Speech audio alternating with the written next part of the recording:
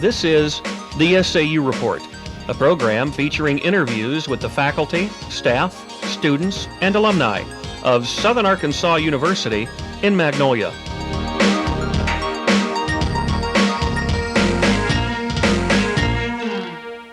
Welcome to the SAU Report. I'm Lisa Stegall. And I'm Dana Thomas. Today we're talking to Nurse Frances Skinner about the SAU Health Service and other health issues that concern college students. Nurse Skinner, first we'd like to know a little about you. How long have you been at SAU? I'm starting my 9th year, July 10, so it's been 8 years, 8 full years. It's been a long time.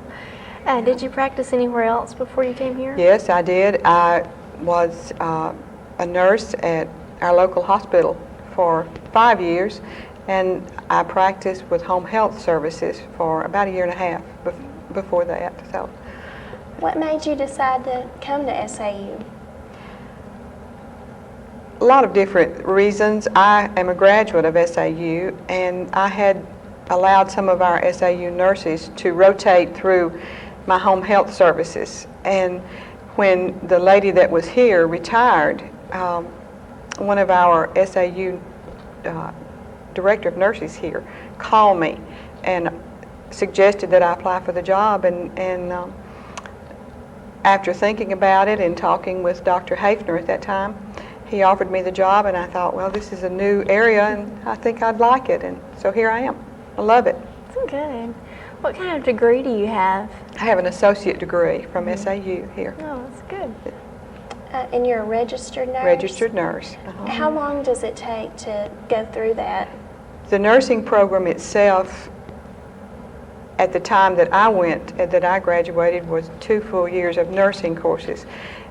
But of course, you've got to have all of your basics and general education courses. So I think the full amount of time would be 3 years or more. How do you let students know about the health services here at SAU?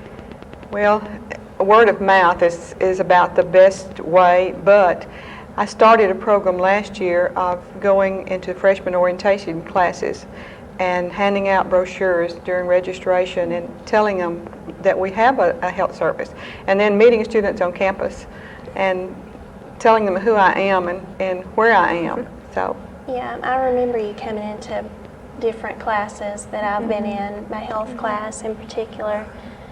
How is the health service different from other nursing positions, say at a doctor's office? I do not write prescriptions. Our school does not have an insurance that covers prescriptions or anything like that. But Dr. Rodney Griffin is our doctor, contract doctor for the school. So when a student comes to me and I determine that I think that they need more medical care than I can give, then I refer them to Dr. Griffin. Whereas in a regular doctor's office, they would make appointments and would see the doctor then. I don't take appointments unless it's something that I know I can schedule ahead of time and have someone to help me. But it's mainly just walk-in and first aid care that we have. That's you usually don't have to wait like you do at a doctor's office. Well, that's good. Where on campus is the health center located? Do you think it's in a good place? Well, it's inconvenient now because it's off the beaten path. We're located at 102 Crescent Drive, which is one of the old faculty houses. It's behind the Greek Theater and Peace Building, the Peace Hall. Yes, ma'am. And a lot of students, when I moved there, complained that it was too far. But the new students that are coming in, freshman students that are in, don't know that. So we're not having any complaints. It's quiet, and if a student, it's private, and if a student needs to come for whatever reason, I think it's in a good place.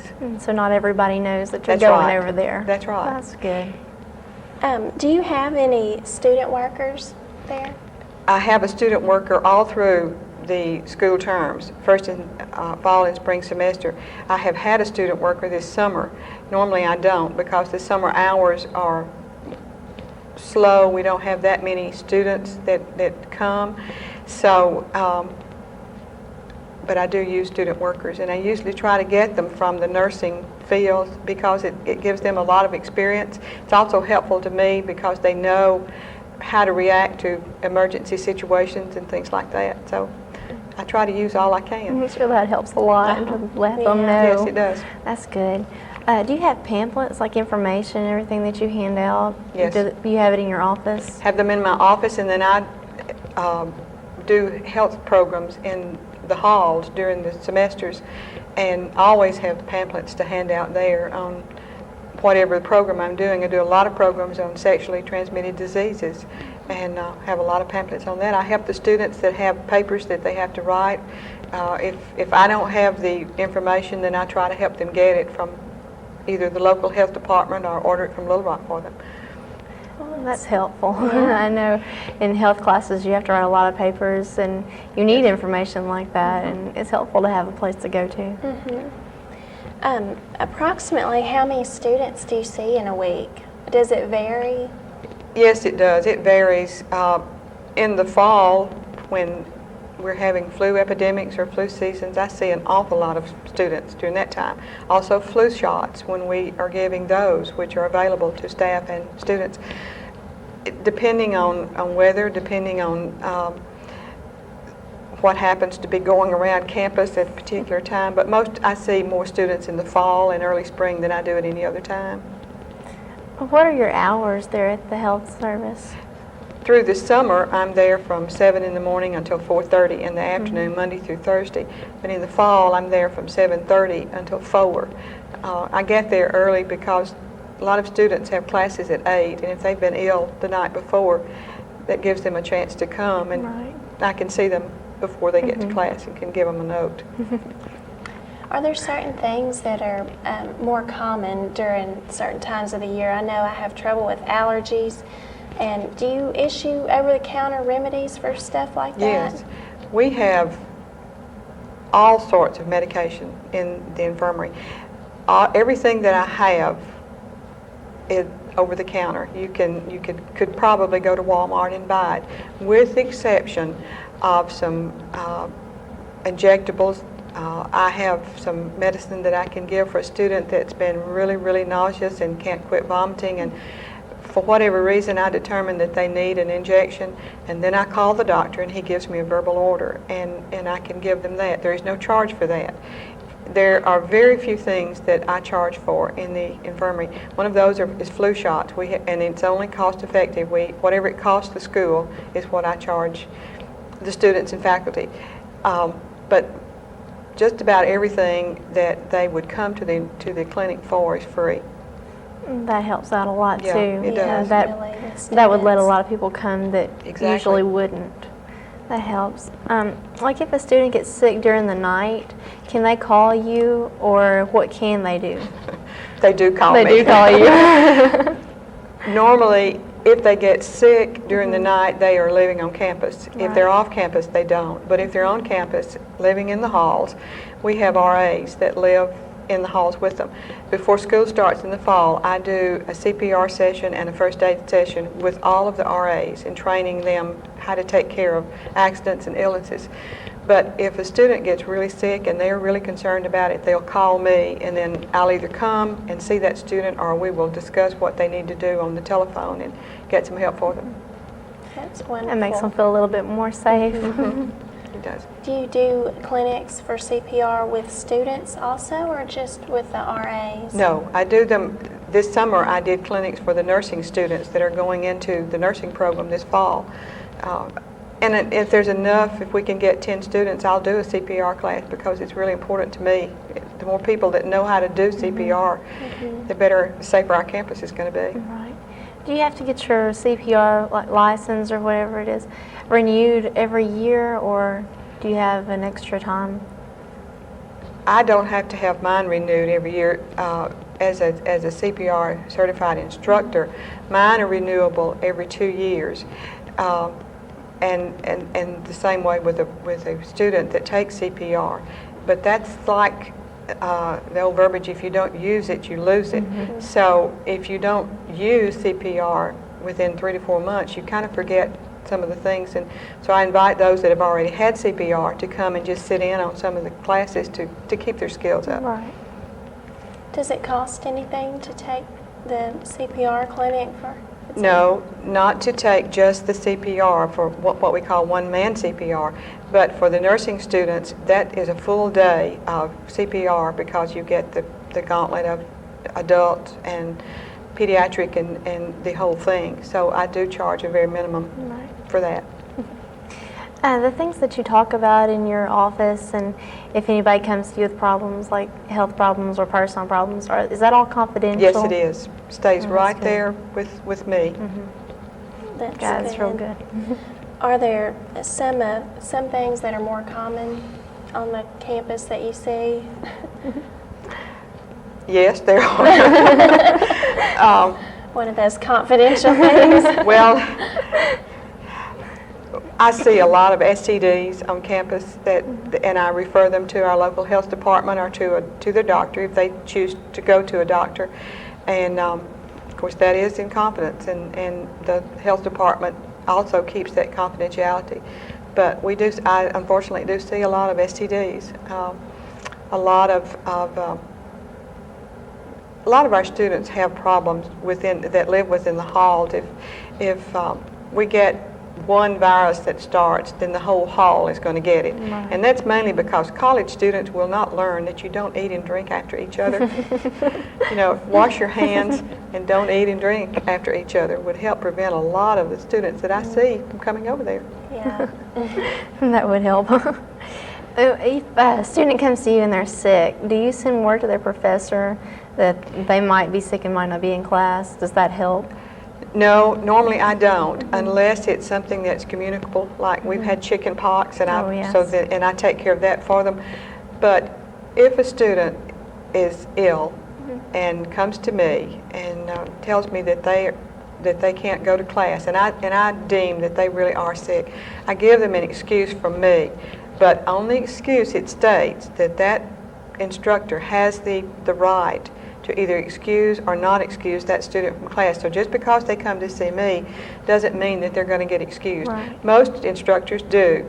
They will take the card if they've been to see me, but you and I know that some students on Friday afternoon will develop a headache and need an excuse not to go to class. Right. So also I will not excuse a student if they call in and say they're too ill to go to sleep, to go to school, when I know in fact that they've been up all night and they're sleeping. That's not an excuse for me, but I tell them that I will tell their professor, or they can come by and get an excuse that they call me. Right. So, but if you're ill, you need to come see me. That's just the bottom line. That's good. I know you deal more with the physical than the psychological. Are there times when you think kids should be stress managing things? Do you provide counseling for them, or do you send them places? I do a lot of counseling just within just the student and myself, because that's the way that they want it. We have, and we've had students that were suicidal that I have referred to a mental health center here in Magnolia, and private doctors work with me that way. But a lot of counseling is done just one-on-one, and some students just need TLC. They just need somebody to listen, but we do refer if I think that they really need help. I guess when they're away from home, they really need somebody they can really talk to, and they know that they can trust you since it's all confidential. That really helps. Do you have problems with people faking illnesses a lot coming to you? I don't know whether it's a problem. I have an awful lot of students, as I said, that will come on Friday afternoon and will tell me that they are just too sick to go to class. I have students that will periodically come and say, my friend has had this virus and I think I've caught it, and I didn't go to class yesterday and I can't go to class today. Well, if they come to see me that day, then they get an excuse for that day. They don't get an excuse for the day before. So, and I get a lot of flack from some of our students because they think I'm being mean and not very not listen to them when they say they're ill. But if they have no temperature and you know, they look okay to me. I think they're They're able to go probably to okay. class. Yeah. Yeah, Right. probably so. I remember you came to my health class not too long ago and you talked about self-breast exams. Is that something that college-age women should be thinking about more? Very much so. And I do health classes, and especially in the fall semester with freshmen coming into SAU. We have more and more young women coming up with breast cancer.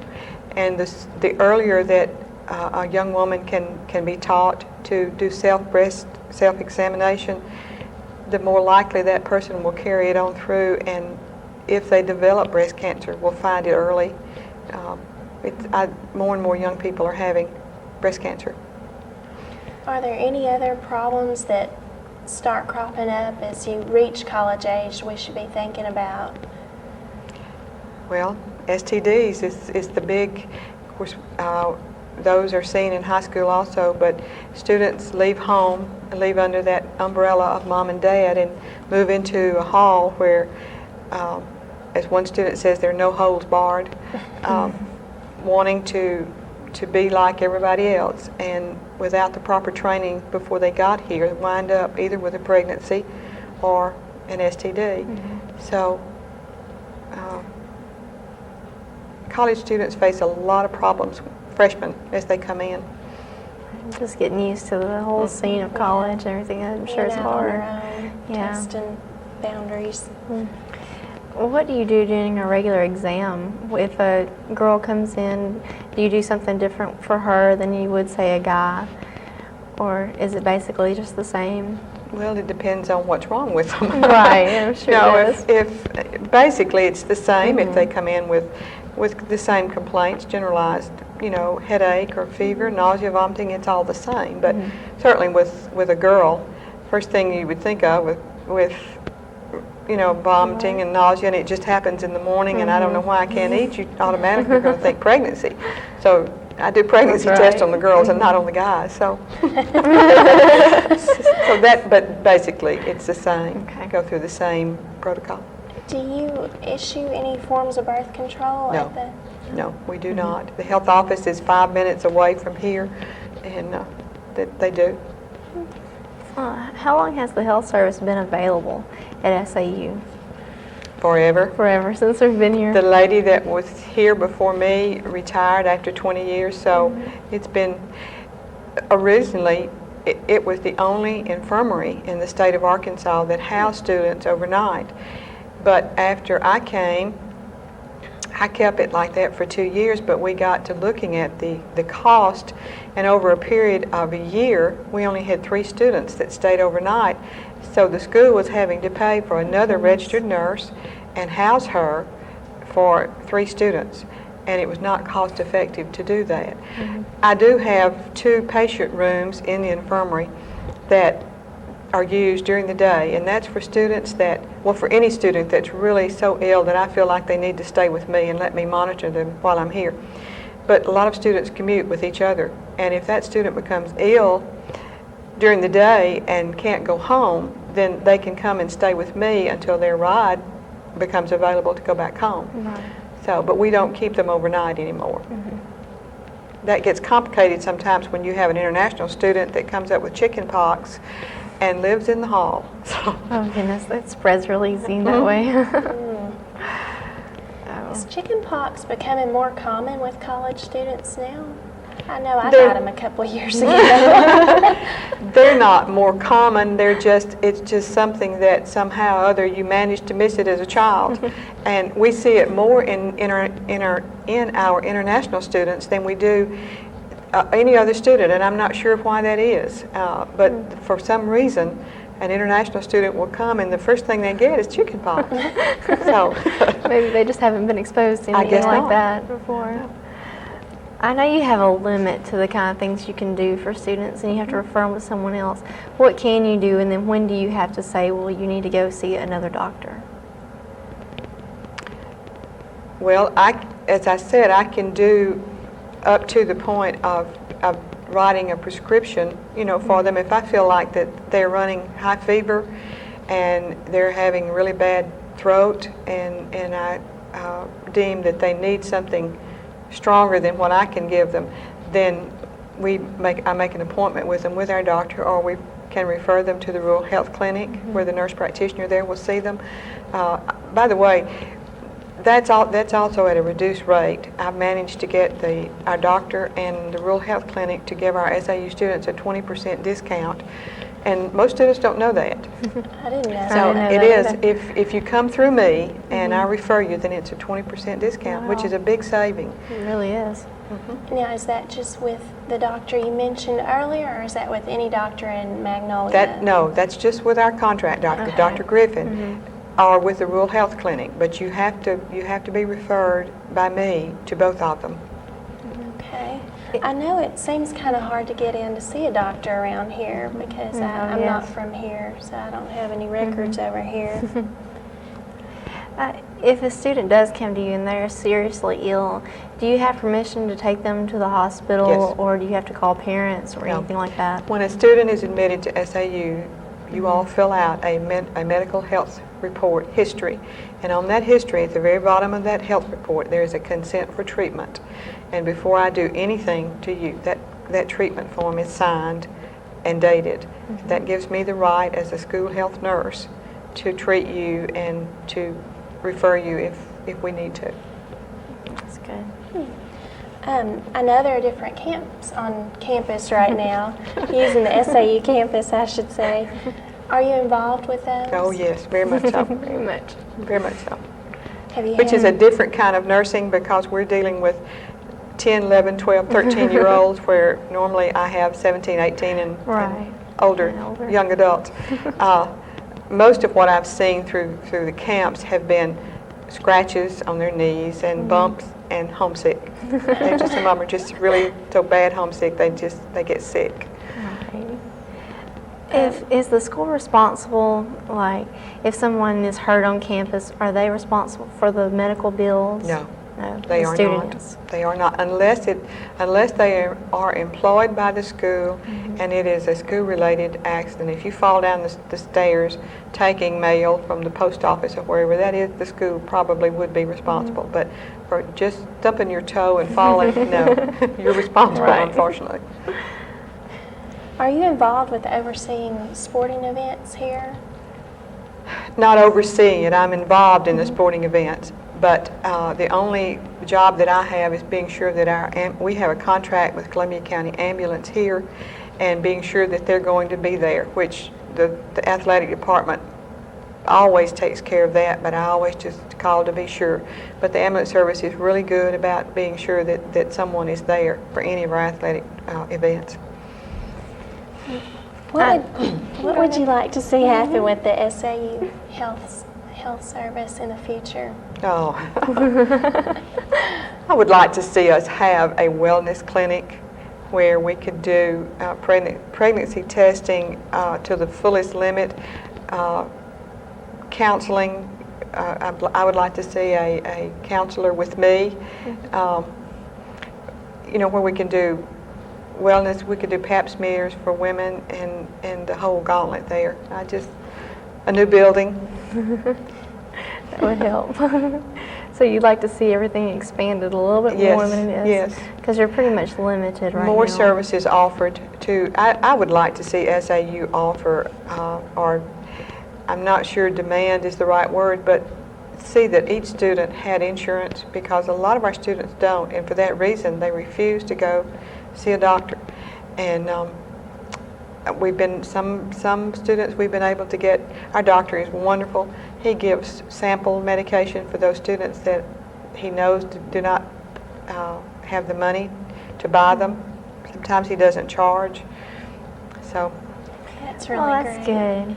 Well, thank you for joining us on this edition of the SAU Report. I'm Dana Thomas. And I'm Lisa Stegall. Thank you.